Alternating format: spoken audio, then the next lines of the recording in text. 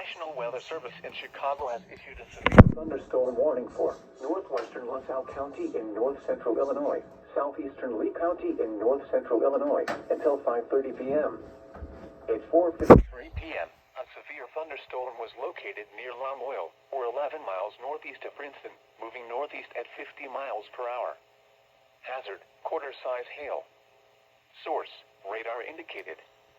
Impact, damage to vehicles is expected. Locations impacted include Mendota, Paw Paw, Sublette, Woodhaven Lakes, Compton, West Brooklyn, and Triumph, including the following interstate: Interstate 39 between mile markers 68 and 89. This includes Tri-County Fairgrounds.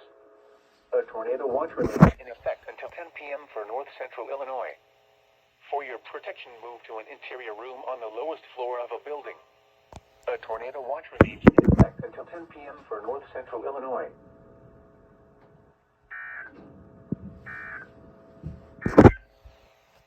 The severe thunderstorm